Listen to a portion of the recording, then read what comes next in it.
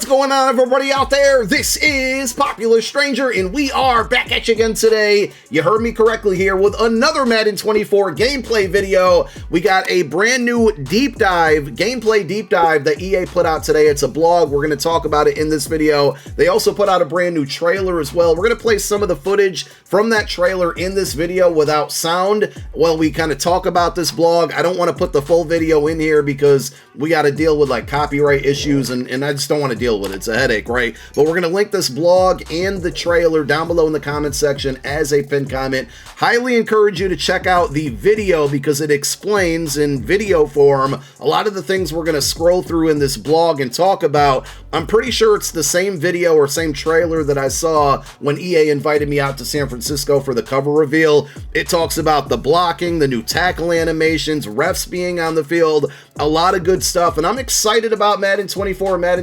gameplay. Field Sense was something that they introduced last year. I don't think it's necessarily a brand new gameplay engine, but you could think of it as that. And it's they introduced Hit Everything last year, and now we got Hit Everything 2.0, which is going to build upon, you know, the foundation of what we saw in last year's gameplay. And listen, you can disagree with me if you want. You can call me an EA shill. I really don't care because I talk about them bad a lot as well. For those of you that actually pay attention to my videos and don't just jump in here and rush to the comments to call me names, I thought the gameplay this year for Madden 23 was very good. Of course, it had its flaws. Knockouts were OP.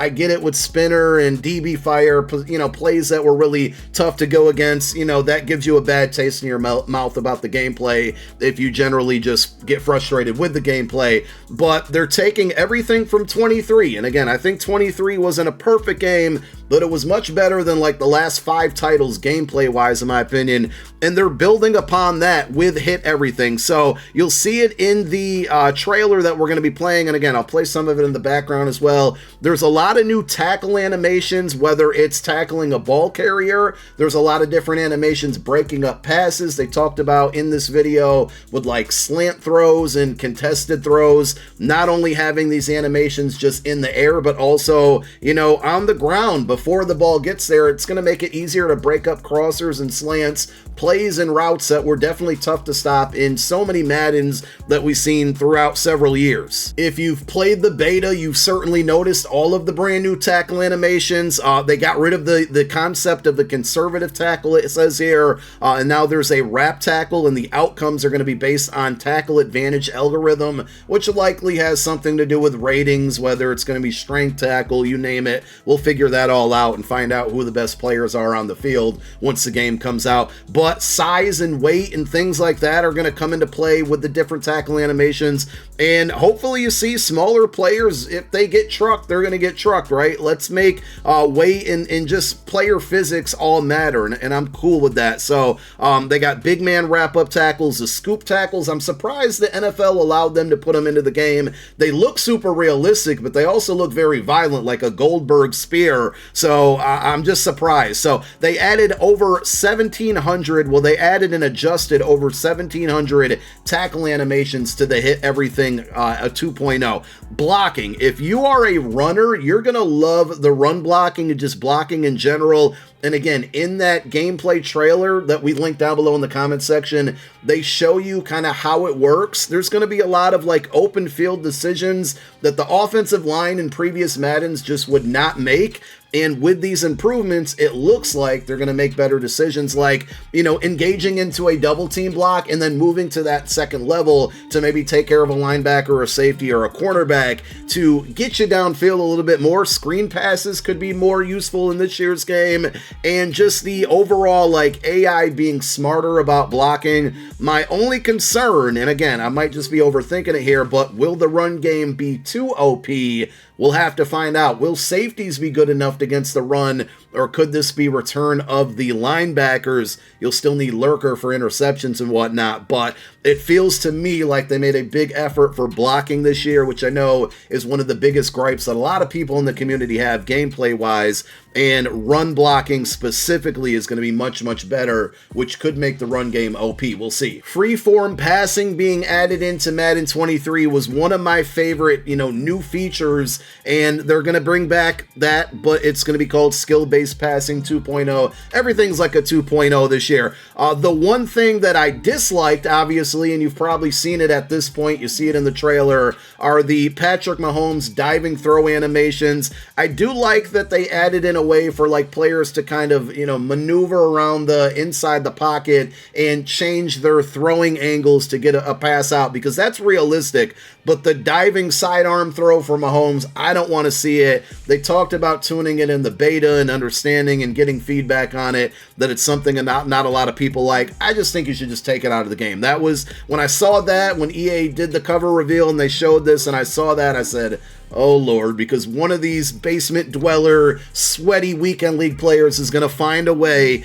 to trigger that animation whenever they want, and it's going to become a headache. I just think take it out of the game. I'm cool with the passing lane, different passing animations to get in and out of the passing lanes, but the diving throws got to go. And then, they added no-look pass animations. We don't need that stuff in the game, because that just has it's just screaming for a way for people to cheese. There is an important dev tip that they added in here that it says, while rare, the dive pass can lead to exciting moments for top tier stars like Patrick Mahomes.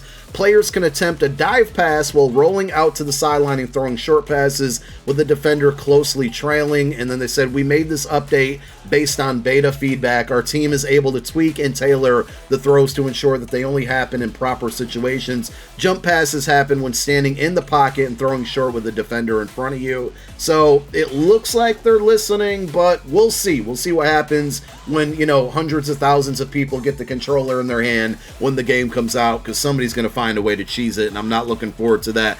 Catching improvements. So the biggest thing that I noticed, obviously in the gameplay trailer, but also while playing the game, is that like rack catches and just catching on the go streaks, you don't lose your momentum, and I think that's really good. If you're a passer like me and you can throw dots, especially with freeform and the skill-based passing, and you hit a player in stride on the run for like a slant or a streak, they're going to catch it and keep it going, which is going to be likely less, so we're going to see less likely, like linebackers and slower defenders catching those faster receivers, because they don't break stride when they catch the ball and keep going. So that was something offensively that I really, really liked. They did say and they did show that they're bringing dive catches back, which is another one that scares me, because somebody's going to find a way to trigger that animation, and if it's animation based and it's going to be tougher to stop, well, it's going to be hell, right? They do have a dev tip here. The best way to see dive catches in action is with freeform passing and leading the receiver to the border or just outside of the ellipse. So they're actually telling you